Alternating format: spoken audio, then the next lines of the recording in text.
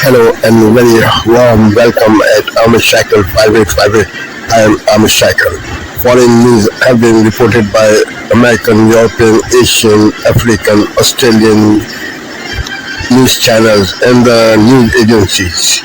So please let's go to the headlines. Plus every night. Tonight, the breaking news coming in now. The alarming new images this evening amid the chaos and fear with the planned surge of ICE agents in Minneapolis. Protesters and federal authorities clashing, the tear gas, and now the workers arrested at a Target. Video obtained by a local outlet shows DHS agents arresting two employees, a state lawmaker insisting they are both U.S. citizens, and the new threat tonight from President Trump. Also breaking at this hour, the violent crackdown on protesters in Iran taking another chilling turn tonight. This young Iranian now reporting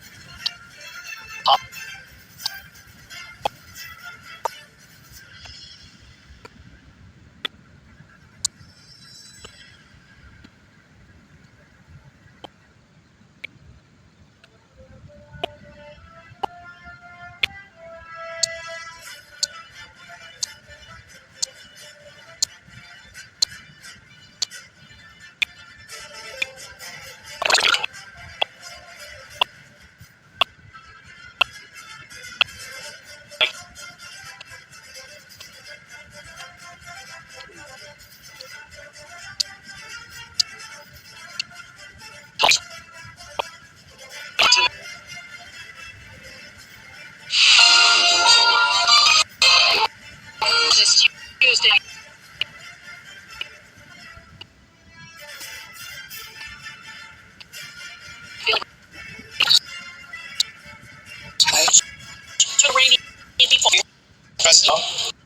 Is responding to the call that Iranian people have. And their struggle to communicate with the outside world. Sent out an SOS.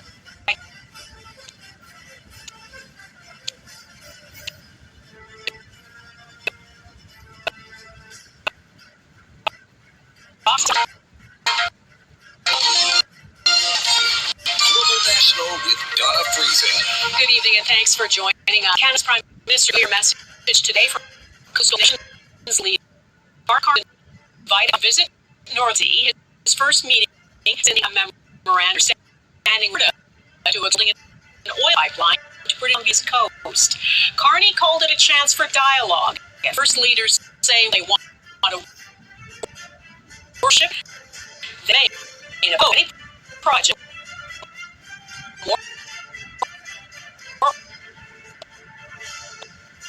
There's not slut.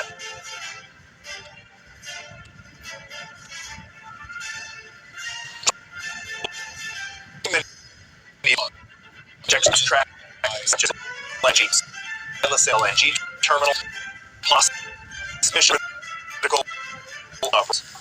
The focus will not be on the pipeline proposed from Alberta to BC, but that issue will be front and center.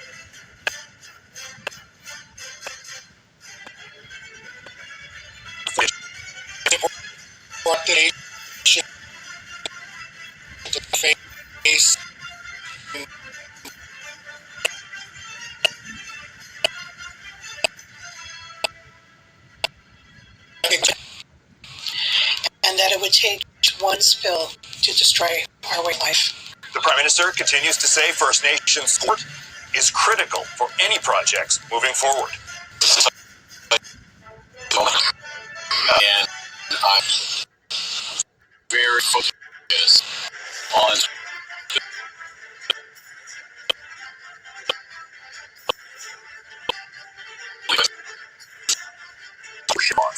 First Nations leaders call it a positive meeting. This can't be a one.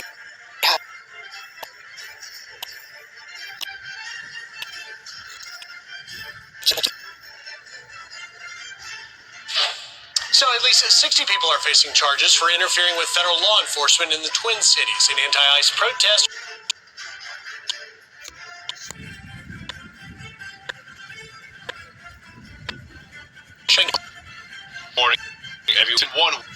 since Renee Good was shot and killed here in Minneapolis. And since then, the federal government has surged hundreds more agents into the city.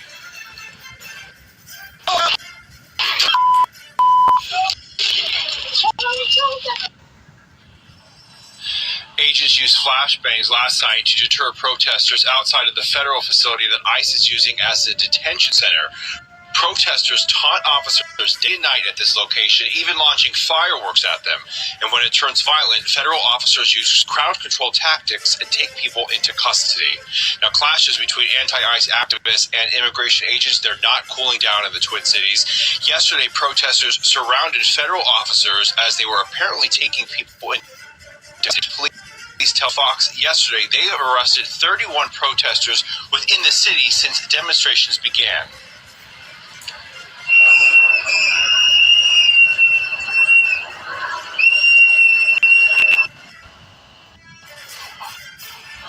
Now, we caught up with Border Patrol on a targeted enforcement. Now, all around the Twin Cities, you hear these ear-piercing whistles. Activists blow the whistles when they see agents to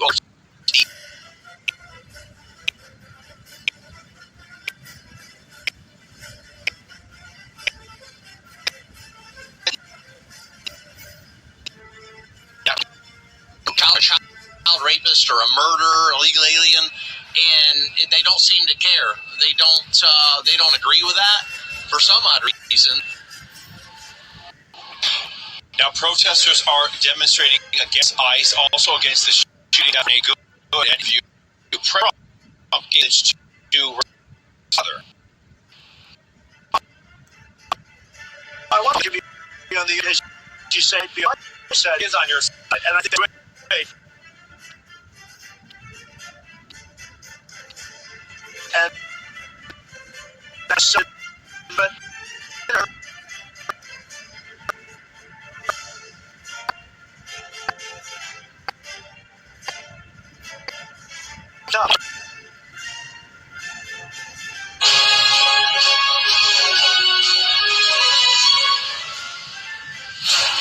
This is Sky News today. It is 4 o'clock.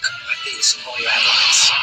A top Iran official says that Donald Trump will attack US bases in the region if America strikes over the country's deadly protests. The Home Secretary says that she no longer has confidence in the West Midlands police chief after a damning report into the force's decision to ban Israeli football fans. I can announce today that this government will soon reintroduce the Home Secretary's power to dismiss chief constables in light of significant or persistent failings. The Prime Minister hits back at criticism over yet another Labour question in the Commons. they had more positions in 14 years than the Kama Sutra. No wonder they're knackered, but they left the country screwed. And the underwater tsunamis that could be speeding up the Antarctic melt will report from both sides of the ice.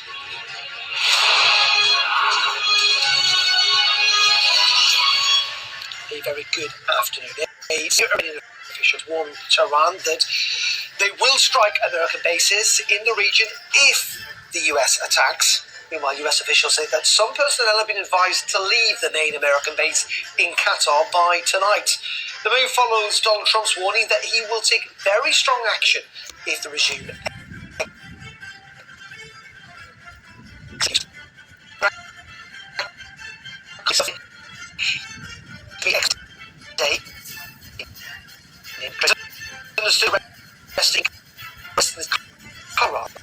let's take main development bonds and base troop. Some repeat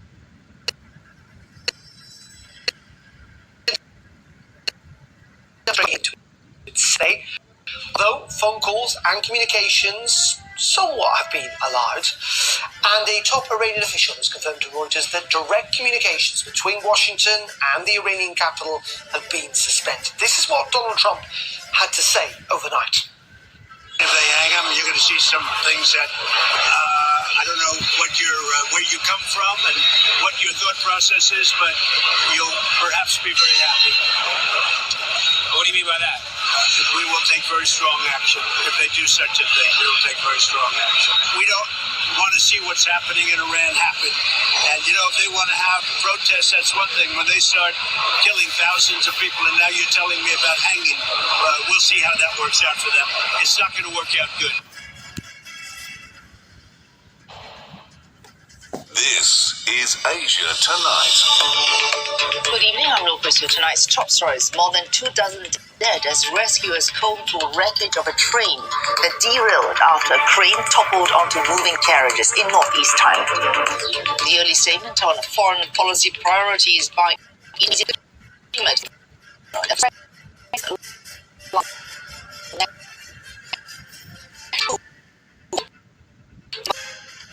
Parliament must decide without delay on whether Pritam Singh should stay on as leader of the opposition. Iran warns of strikes on US bases in the Middle East should Washington make good on its threat to intervene militarily to halt and punish a crackdown on weeks of mass demonstrations. And Denmark promising a stronger military presence in Greenland, addressing US accusations of neglect.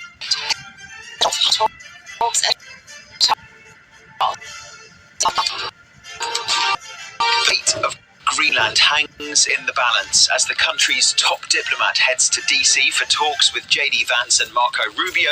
I'll be live from Nuuk with all the details in just a moment.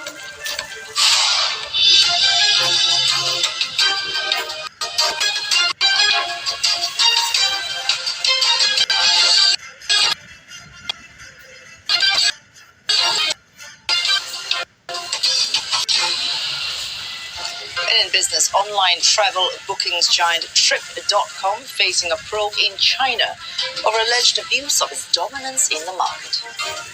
As exports of India's basmati rice to Iran plunged, with sellers wary of non-payment and potential US tariffs.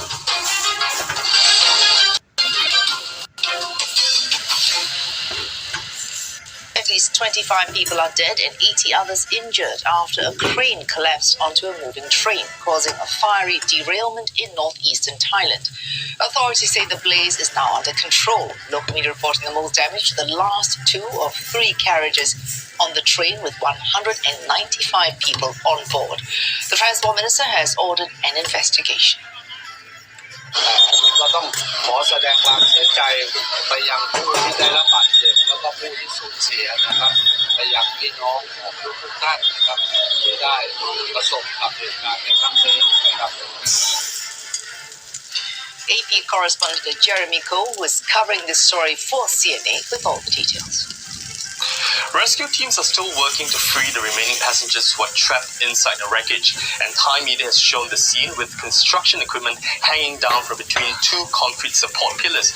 Now, what appears to be sections of the crane were also scattered along the track. The derailment occurred on part. Africa News. The news.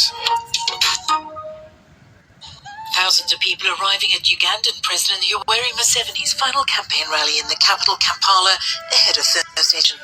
The 81-year-old leader of the National Resistance went onto the streets for the vote with opposition figures.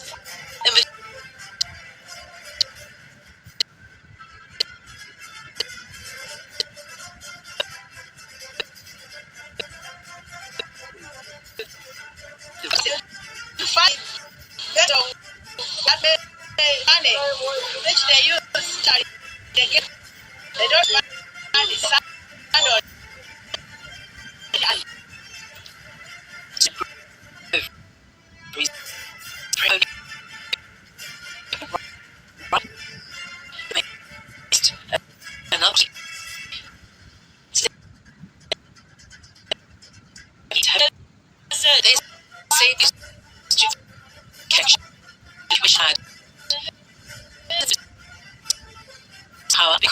because we worked in the kitchen, we can speak public.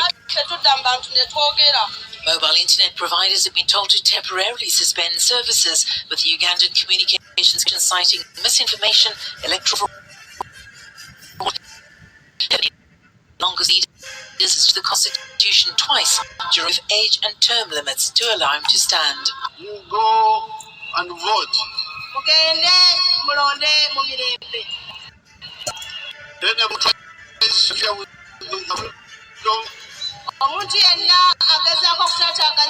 Top 33.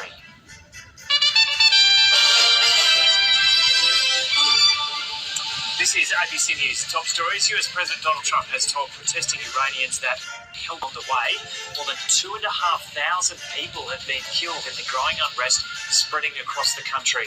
The president has reportedly been possible actions the US could take against the crackdown ruling.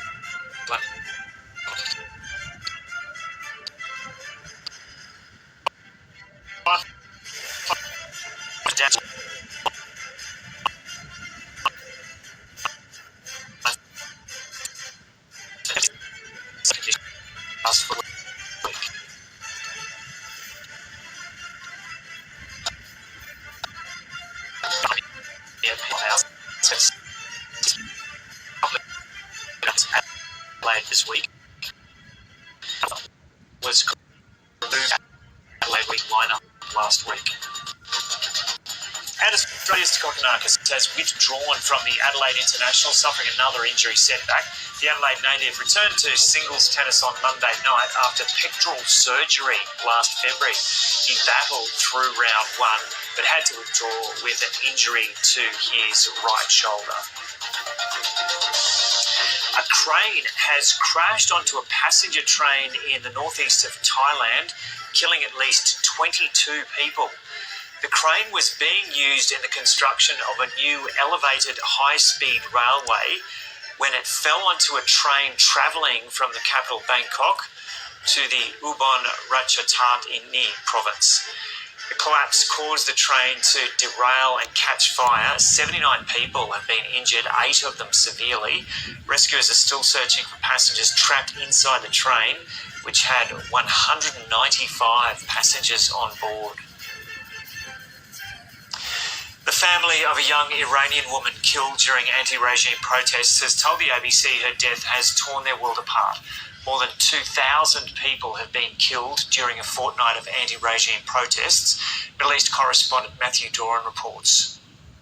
Shocking stories are slowly trickling out of Iran, with names and faces being put to the bodies piling up in morgues as Iranian authorities crack down on anti-regime protests, demanding an end to almost 47 years of hardline Islamic rule. One of the victims has been named as 23-year-old Rabina Aminian, a Kurdish fashion design student.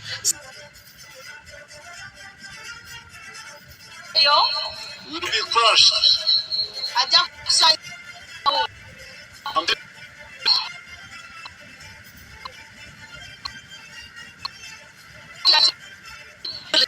Political opponents, including singer-turned-politician Bobby Wine, also held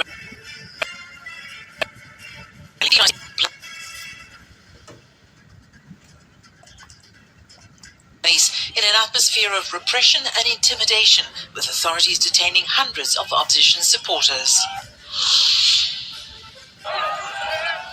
Could a prominent exiled imam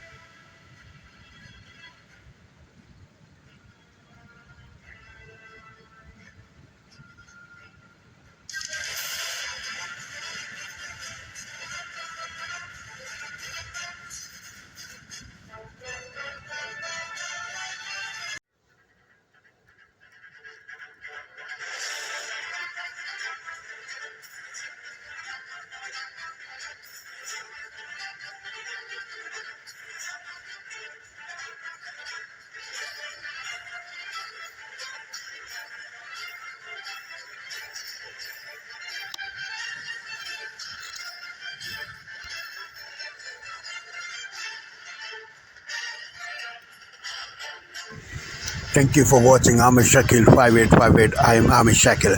I hope you will visit again. Have a good life. Bye-bye.